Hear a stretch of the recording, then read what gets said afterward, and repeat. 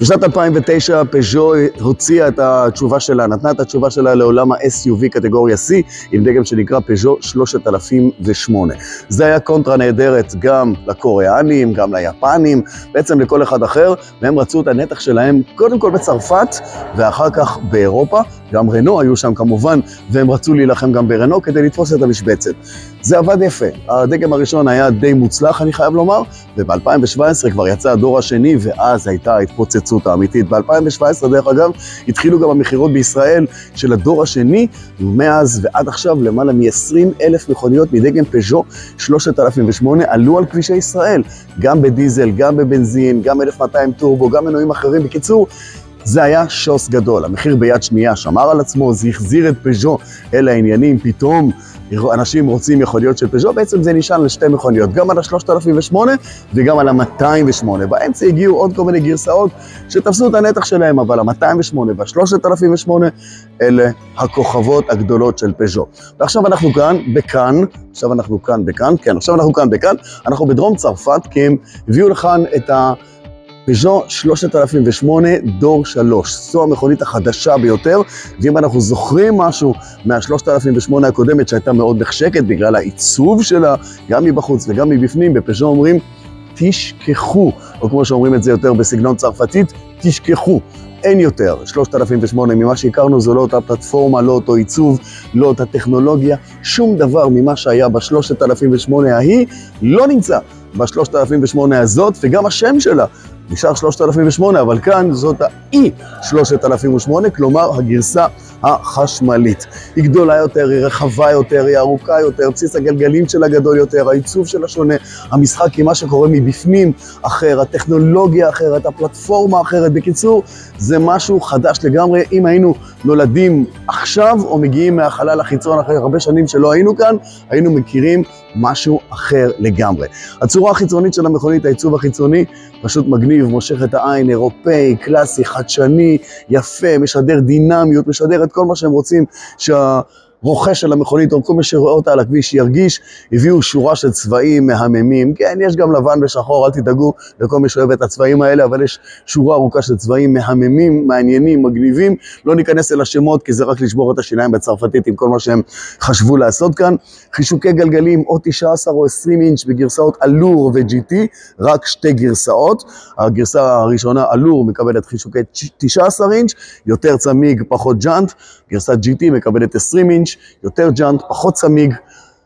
יש לזה מחיר גם על הכביש וגם בצריכת האנרגיה, אבל לזה נגיע אחר כך. העיצוב החיצוני, כמו שאמרנו, נפלא. נקודת השינוי גובה, אוקיי? אם אתם רוצים לקרוא לזה קרוס קופה, נקודת השינוי גובה קורית אחרי המושבים האחוריים, כי כאן בעצם היושבים מאחור, וכאן זה מתחיל כדי לא להפריע למי שיושב בפנים. העיצוב האחורי של המכונית, טוב, אנחנו כאן מאחור, אז נתחיל אולי דווקא עם זה.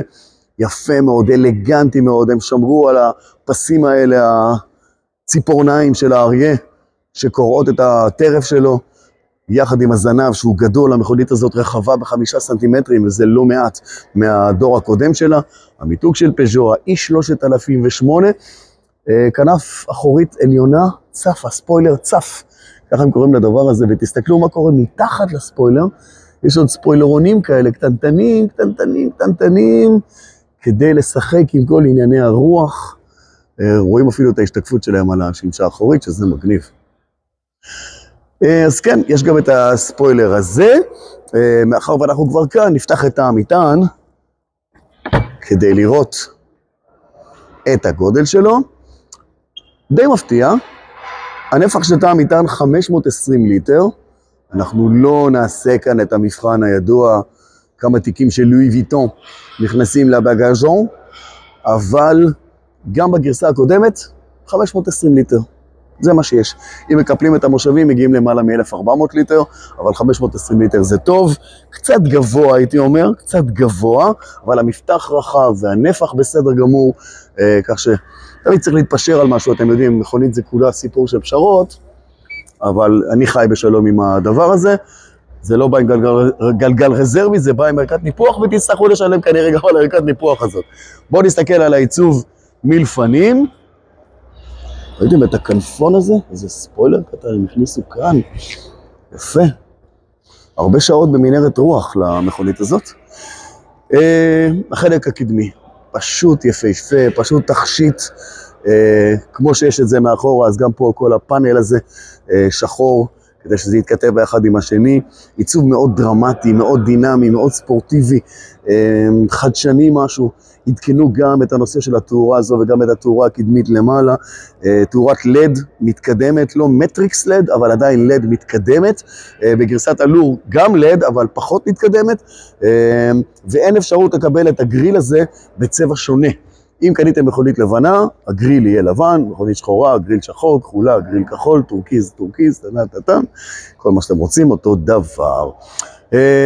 כאן יושב המנוע, נגיע אליו שנדבר על הפלטפורמה, מגיע גם בהנעה קדמית, גם בהנעה כפולה, אבל כשנראה את הפלטפורמה, נדבר גם על הדבר הזה.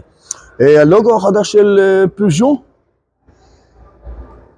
האריה, וההצגה, אחרי ההצגה החיצונית, הגיע הזמן לראות גם את ההצגה הפנימית, ויש כאן הצגה פנימית מאוד מאוד מעניינת. העיניים מתפזרות להרבה מאוד מקומות בעת ובעונה אחת.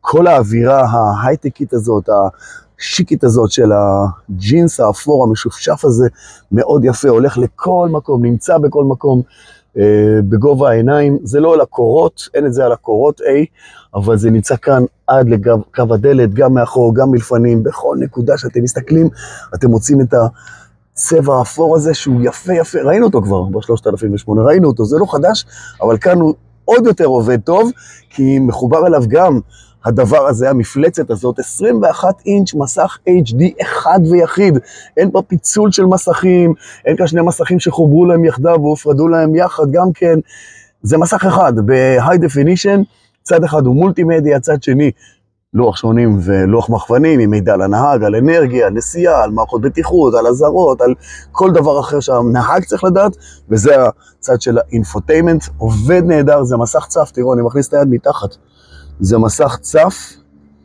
ולמרות הגודל שלו, הוא משתלב יפה מאוד עם שדה הראייה, לא מפריע לחלון, שדה הראייה טוב מאוד. דיברנו עליו, בואו נדבר טיפה על המסך הנוסף שנמצא כאן, זה מסך קיצורי הדרך. כל אחד יכול לאפיין לעצמו 10 קיצורי דרך שונים, בהתאם למה שהוא אוהב יותר, מה שהוא משתמש יותר במדיה, באנרגיה, למשל אם אני רוצה לדעת מה קורה עם האנרגיה, תראו מה קורה כאן, ההיסטוריה, כל האוטו הזה מדבר פולנית עכשיו, מישהו שם אותו על פולנית, בסדר, עברית אני לא יודע אם יהיה כאן, אנחנו בשלב מוקדם, אבל בינתיים אנחנו על מצב של פולנית, גם האפליקציות למי שרוצה לדעת פוטל, אתם יודעים שקודוסה בפולנית זה פוטל, אז הנה אתם יודעים עכשיו שזה פוטל, בקיצור, ניווט, מדיה, ADAS לכל מערכות הבטיחות שאפשר להיכנס כאן ולאפיין אותם, מצלמות וחיישנים ועוד ועוד ועוד. אני לא בטוח שהיא נבחנה עדיין ביורו NCAP, אבל אני חושב שכשהיא תיבחן, היא תקבל ציון גבוה, היא תקבל 5 כוכבים, היא צריכה לקבל 5 כוכבים, כי הם עבדו והשקיעו הרבה מאוד על הפלטפורמה ועל הטכנולוגיה ועל כל מה שקשור כאן. אז עברנו מסך אחד, עברנו מסך שני, מערכות מיזוג, אפשר להגיד כאן, 3 פתחי מיזוג, עוד פתח מיזוג אחד שנמצא, אם אנחנו נמצאים בכאן, זה כבר נמצא בניס או באזור מונקו, הפתח מיזוג ההוא שמיועד לנוסע שלצד הנהג, וכדי להפעיל בקיצור דרך גם את כל מערכות המיזוג והחימום, עשו פאנל נוסף, והנה הוא כאן. נגיע בפאנל, שימו לב שכל הפאנל, זה לא פר כפתור, נכון, אני מפעיל פר כפתור, אבל כל הפאנל שוקע לפנימה, למה ככה? למה ככה פז'ו? אמרתם שזה אוטו לפרודקשן, לא פרה-פרודקשן, אז למה כל הפאנל רועד? טוב, אולי צריך, לא, זה לא רק בטאץ', זה יותר מטאץ', צריך להילחץ. בסדר, משטח טעינה על הטלפון האלחוטי כאן, לא אמרו מהיר או לא מהיר, אבל זה מה יש. סורקים אותו, נעלם מהעין, וזה יפה, זה יפה שהוא נעלם מהעין. עוד משטח אחסון שנמצא כאן, כולל שקעי USB שנמצאים שם למעלה, וגם פה לא זכו שיש Type-C, USB, 2 מקומות לשים פה את הכוסות שלנו, עוד אזור כאן כדי לזרוק פה את כל מה שאנחנו לא רוצים לראות, וזה טוב כי זה בא בחלק הזה של הראש, אתה זורק פה דברים שאתה לא רוצה לראות. מצבי נסיעה, 3 מצבי נסיעה, יש למכונית הזאת, מצב ספורט, והכל הופך להיות בגוון זרחני, מצב נורמל, והכל הופך להיות במצב לא זרחני, כסוף שכזה, ומצב אקו שהכל הופך להיות כחול. ספורט זה בדרך כלל אדום, אני לא יודע למה, אבל הם הלכו פה על ירוק. זה משנה גם את כל התאורה שאתם רואים כאן, ובצד, רגע, למה שאני רק אספר לכם איך זה עושה? בואו תראו, זה פטנט שכפיר המציא אותו, היה מוכן למכור לי טיפונת איך עושים את זה, איך עוברים מיום ללילה ואיך רואים את מצב התאורה. מוכנים? אנחנו בתוך ה-3008 החשמלית, ובאנו לכאן לנסיעה לילית רק כדי להתרשם מההצגה האור-קולית היפהפייה. נהג המבחן הנאמן, הצייתן ובעיקר השקט שלנו יחליף עכשיו את מצב הנהיגה למשל לספורט, ואז אני חושב שספורט בעולמות שלי זה בכלל אדום ולא ירוק זרחני כזה, אבל כן, כנראה שהספורט פה הוא חומצתי, אז זה הצבע. בואו נעבור למצב אקו. יותר יפה מספורט, אם אתם שואלים אותי. כן, אז הכל נובע מכאן ויוצא לכאן, וזה אלומיניום אמיתי שעליו מוקרנת התאורה הזאת, וזה מה שעושה את האפקט. עוד תאורות יפות שיש כאן, כמובן מסך 21 אינץ', מסך אחד ברמת איכות HD, לא שני מסכים שמחוברים אלא מסך אחד. יש גם שני מסכים מחוברים ברמת גימור אלור, אבל אנחנו ברמת גימור הגבוהה, וזה מגיע לכאן. תאורה שהולכת גם למעלה, שזה דבר מעניין מאוד, שאנחנו לא מכירים הרבה מכוניות, אבל התאורה הולכת גם למעלה. מהצד שלי קצת קשה לראות, אבל בצד הנגדי רואים את זה, ושהצבע מתחלף, אז זה גם יפה. ובואו נראה איך הדבר הזה כשזה נוסע. קדימה, בבקשה, נהג נאמן, צייתן ובעיקר שקט.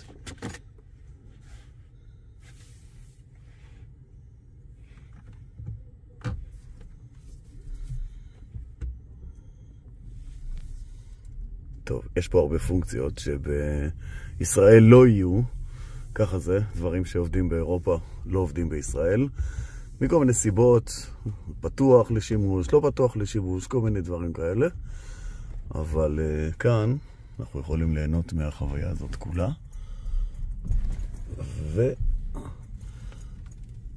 ולראות האם זה גם משתקף. כן, זה משתקף על החלון קצת, הדבר הזה. יש כאלה שזה מפריע להם, יש כאלה שלא.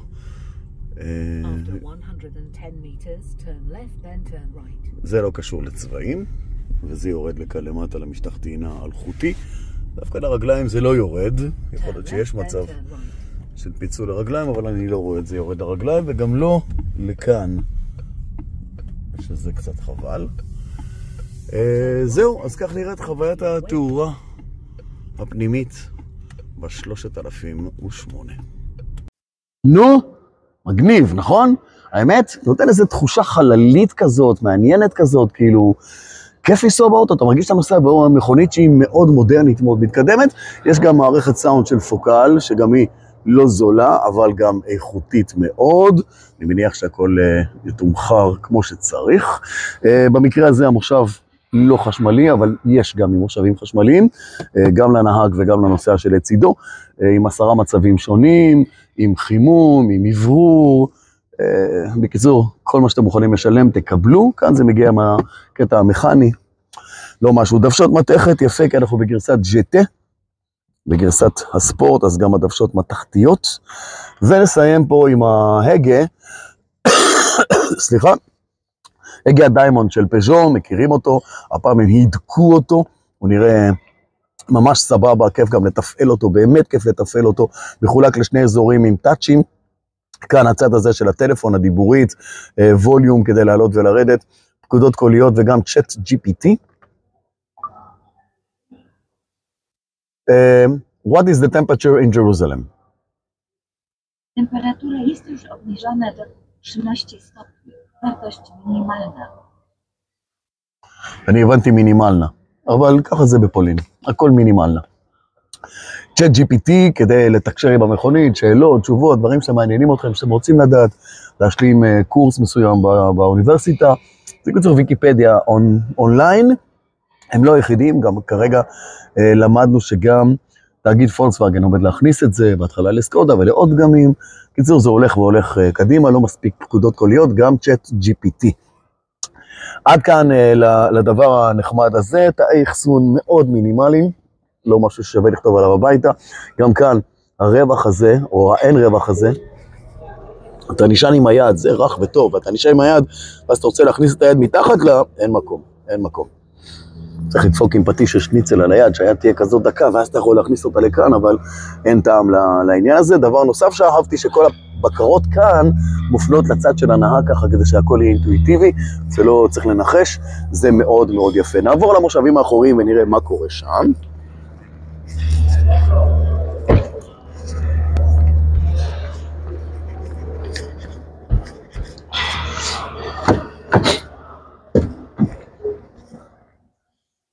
אוקיי, עם רצפה חדשה, בבסיס גלגלים של 2.74 במקום 2.68, כלומר צמיחה של עוד 6 סנטימטר בבסיס הגלגלים, דרך אגב באורך היא 10 סנטימטרים יותר מהדגם הקודם, ברוחב 5, וכאן עוד 6 סנטימטרים, אמרנו, פלטפורמה חדשה, מידות חדשות, רצפה שטוחה, מושב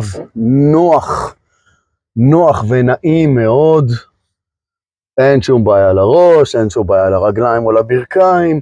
שני נוסעים מבוגרים ייהנו פה מהנסיעה, פשוט ייהנו מהנסיעה. נוסע השלישי פחות ייהנה, יותר יסבול, בגלל כל העניין הזה של הדבר הזה שזז אחורה, כי גם לעבור מצד לצד, זה לא קל, אתם רואים הרגל קצת זה. לפעמים צריך לצאת, כי המדרכה היא פה, ואתה לא יכול לצאת אל הכביש, אז אתה צריך לעבור, אם אתה לא יושב כאן, או יושב כאן עוד מישהו שיצא לפניך. אז הדבר הזה קצת מפריע, בלשון המעטה. שני פתחי יציאת מיזוג, מקום לשים פה משהו, מקום לשים למטה עוד משהו, שני שיקי USB ושקע 12 וולט, ונושא השלישי, אם ירצה לשבת כאן, כבר יגנוב מהשטח, מהטריטוריה של מי שיושב כאן ושל מי שיושב כאן. אז 3 מבוגרים, לא, 2 מבוגרים ותינוק, אולי. ראינו את המטען, ראינו מקדימה, ראינו מאחורה, הצצה למכסה המנוע, הצצה, ואז נלך לפלטפורמה.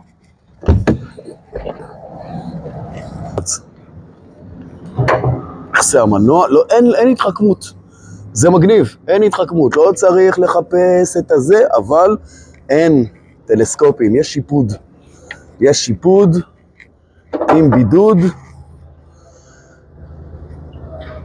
לפעמים, כשאתה עושה מוצר מאוד מתקדם ומאוד משוכלל, באים אליך מההנדסה ואומרים לך, ומהמחירות ואומרים לך, יצא יקר, יצא יקר.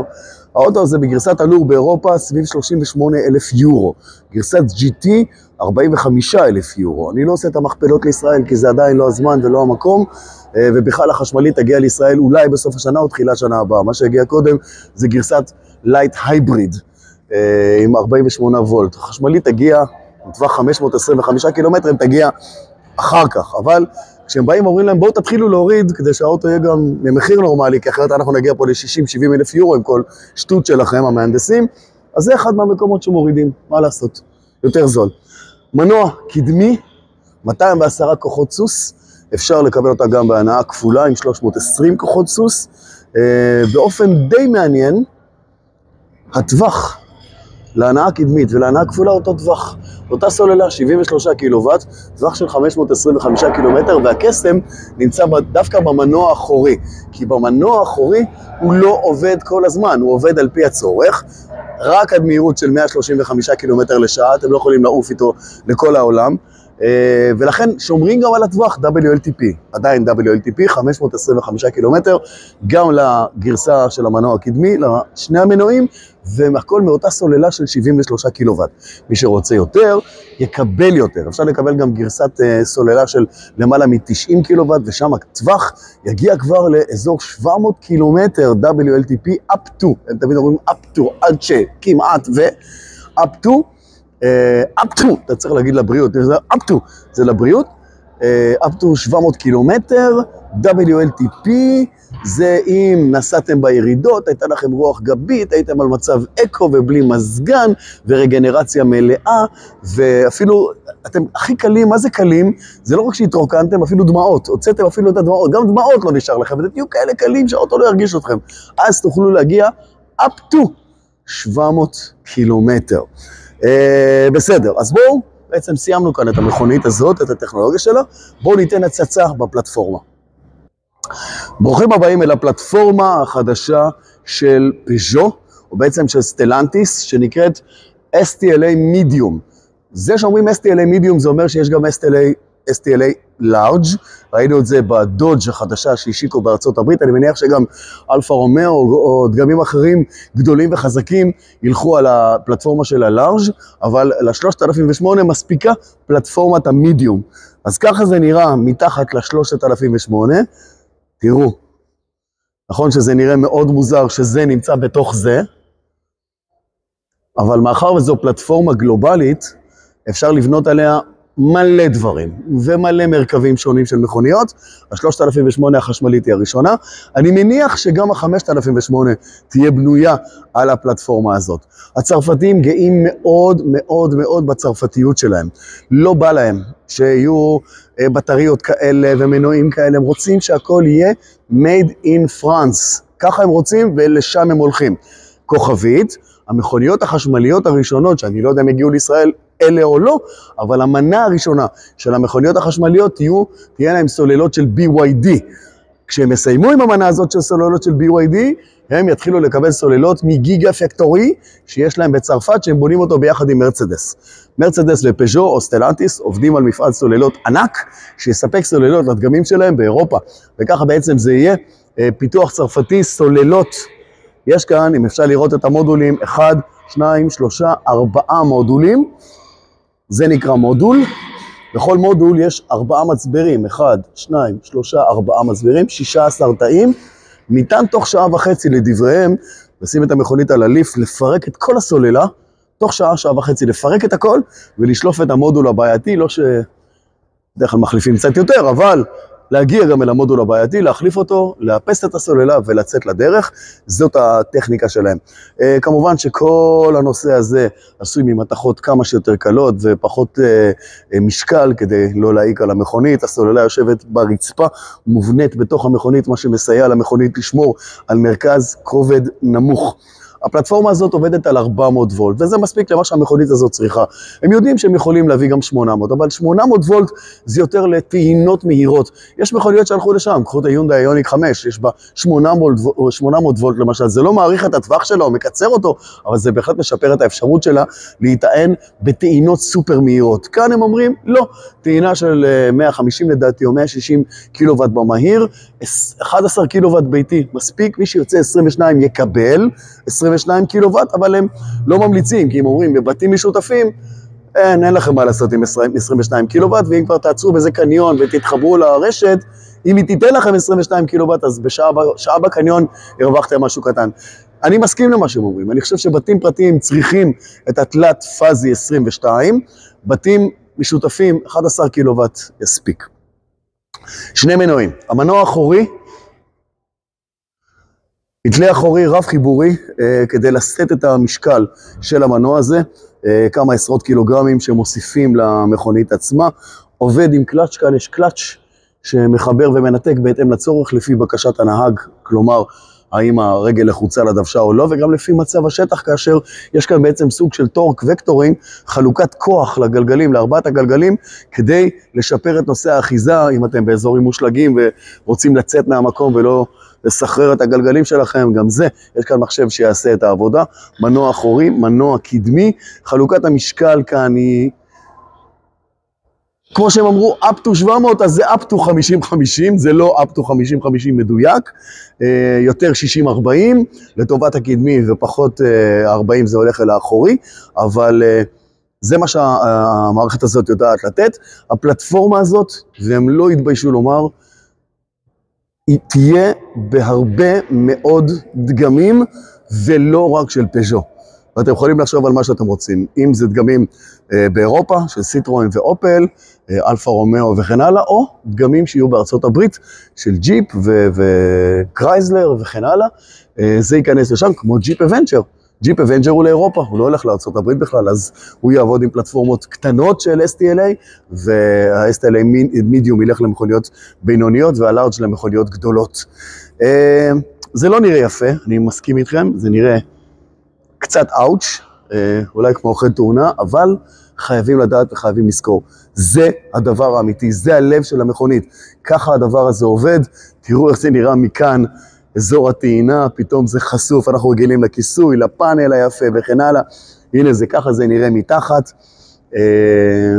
בקיצור, הזדמנות נהדרת לראות את הדבר הזה. נחזור למכוניות, נעשה קלוז'ר. בזמן לא נפגשנו, בין פלטפורמה לבין מכונית. אז בואו נעשה עכשיו סדר. פז'ו 3008, E3008, לפניה תגיע גרסת ההייבריד הקל לישראל, לא ידוע המחיר או כל עניין אחר, זה הכל משא ומתן בין לובינסקי לבין היצרן, לרבות הגרסה הזאת שהטווח שלה הוא 520 קילומטר. תתאמצו יותר, תגיעו, לא תתאמצו, תשתוללו, זה יהיה הרבה פחות. הגרסה הראשונה תהיה מן הסתם עם המנוע בהנעה הקדמית, אחר כך תגיע גם ההנעה הכפולה. הנעה הכפולה מקבלת חיזוק בהספק שלה. כאן זה 525 קילומטרים בין הטעינות, 210 כוחות סוס, זינוק מ-0 ל-100 תוך 8 שניות נקודה 8, זה מה שהם מציעים. זה ישתפר בהנעה הכפולה, וההספק מנועים יעלה כבר ל-320 כוחות סוס. וואו. בהמשך, תגיע גם הגרסה עם הסוללה הגדולה, למעלה מ-90 קילוואט, ושם הטווח יגיע up to 700 קילומטר, תלוי בכם, וגם זה עוד רחוק מאוד. זה יקרה, אני מניח, תחילת אמצע שנה הבאה, ולא מה שיקרה עכשיו. שתי גרסאות בסך הכל, גרסת אלור הפנימי הבסיסית בצרפת, המחיר שלה משהו כמו 38,000 יורו, וגרסת GT המחיר שלה בצרפת 45,000 יורו. אתם תעשו את המכפלות, אתם תעשו את המתמטיקה הזאת של כמה זה יעלה וכמה המיסים וכמה כן וכמה לא. אני רק יכול להגיד לכם שאחרי נסיעה במכונית הזאת, החוויה פשוט מצוינת. זה לא דומה ל-3008 שהכרנו, והיא הייתה אחלה מכונית, באמת אחלה מכונית, אפשר לומר אפילו בשקט, הצילה את פז'ו. אז זאת גם תעשה עבודה נפלאה. בטוח שהמחיר יהיה יותר יקר, כי שום דבר במכוניות חדשות לא יורד למטה, זה רק עולה למעלה. ומה שנשאר לחכות זה שהיא תגיע ארצה, לעשות לה לחיים, לקחת אותה לכבישי ישראל ולראות האם היא עובדת כמו פה היא עבדה יפה מאוד בנסיעה, גם בכבישים עירוניים, גם בכבישים בין עירוניים, לא הכי שקטה שבעולם, אבל לא ציפינו פה לאיזה חללית מטורפת, אבל קיבלנו חוויית נסיעה מצוינת, היגוי טוב, במצבים, תגובות טובות, בקיצור חוויית נסיעה ממש כיפית במכונית הזאת, לא ציפינו למשהו אחר, ואת זה באמת קיבלנו, וזהו, כאן אנחנו ניפרד עד שנגיע למכונית הבאה. תודה.